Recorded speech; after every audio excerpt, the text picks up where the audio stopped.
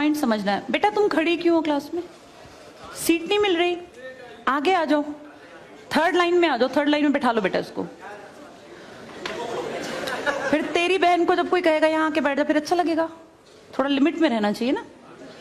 बैठ जाओ बेटा। चलो अपने देखो, अपने व्यवहार को ऐसा रखो जैसा तुम दूसरे के साथ करो, तुम्हारी बहन के साथ वही होगा। यहाँ नहीं, जहां वो कॉलेज में जाएगी वहां होगा, बस में होगा, ऑटो में होगा। समाज सबसे मिलके बनता है। तुम घटिया हो ना किसी के लिए, तो तुम्हारी बहन के लिए 100% कोई ना कोई घटिया। भगवान जो है कर्मा रिटर्न्स बैक है, ये सीधी थ्योरी है ये। और ये मैं अपने लिए भी मानती हूँ, मैं अपनी बेटी के लिए भी मानती हूँ। मैं जैसा कर रही हूँ ऐसा ही मेरे साथ होगा, या मेरे घर वालों के साथ। तुम जैसा कर रहे हो ऐसा तुम्हारे भाई बहनों के साथ होगा ही होगा। हम किसी भी बेटी के साथ गलत करेंगे ना, तो अपने आप को इसके लिए तैयार रखना कि मेरी बहन भी पढ़ने निकलेगी। आज छोटी है तो कल निकलेगी। चाचा की बेटी, मामा की बेटी, ऐसा नहीं कोई घर में रिश्ते ही ना हो, माँ भी तो होगी। जैसा तुम कर रहे हो ऐसा तुम्हारी माँ के साथ जरूर घटित हुआ होगा। अब तुम कर रहे हो, बड़े अच्छे कई एड्स हैं, उसमें एक जवान लड़का ना सीटी बजा रहा होता है, तो उसकी माँ, देखा है तुम लोगों ने वो? उसकी माँ कहती है बेटा मत कर। तुम्हारी उम्र का था वो लड़का, उसकी माँ लगा लो मेरी एज की, मुझसे 2-4 साल बड़ी होगी, क्योंकि जो बच्चे 20 के हैं उनके माँ 40-45, उनकी माँ 45 साल तक की होती हैं। तो लगातार सीटियां बजा रहा है, उसकी माँ उसको कहती है बेटा मत कर। वो इरिटेट हो जाती है, तो फील करता है कि मेरी माँ ऐसा क्यों, मतलब क्यों चिढ़ रही है सीटी बजाने से, घर में बैठ के बजा रहा था सीटी।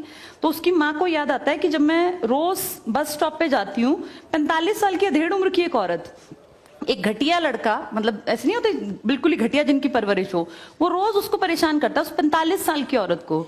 तो उसको फिर फील होता है कि ये मेरा बेटा जो हरकत कर रहा है ये उस लड़के से मेल खाती है। बहुत अच्छा ऐड है, उसका एसेंस बहुत अच्छा निकल के आता है कि एक्सप्लॉयटेशन सिर्फ जवान लड़कियों का नहीं होता। आप गलत कर रहे हो ना, कोई आपकी माँ के साथ, आपकी बहन के साथ कहीं ना कहीं कोई गलत करेगा फिर। इसलिए समाज को अच्छा बनाओ, क्लास को ऐसा बनाओ, कोई लड़की वहां से अगर आ रही है और तुम कह रहे हो यहाँ आ जा, तो ये ठीक है। ये अपने आप सोच के देखो, ये हमारी परवरिश को भी दिखाता है कि हमारी परवरिश कैसी माँ ने की है। अपनी बेटियों को जितने हम संस्कार देते हैं ना, उससे ज्यादा बेटों को देने चाहिए, क्योंकि गलत करने वाले लड़के ही तो है ना, किसी के प्रति गलत कमेंट करने वाले। ये ठीक नहीं होता। इतने काबिल बनो कि कोई तुम्हारे साथ बैठना चाहे। तुम्हें ये कहना पड़ रहा है कि यहाँ के बैठ जाओ, तुम कोई वो छिछोरे 70-80 के दशक के लड़के थोड़ी ना हो, पढ़े लिखे 21वीं-22वीं सदी के लड़के बैठे हो। तुम कोई बच्चे नहीं हो। अब अपने व्यवहार को इतना अच्छा बनाओ, क्योंकि जब गलत बात बोलो ना तो ये सोच के बोलना कि मेरे घर में जो औरत है ना उसको ये सहना पड़ रहा है कहीं ना कहीं।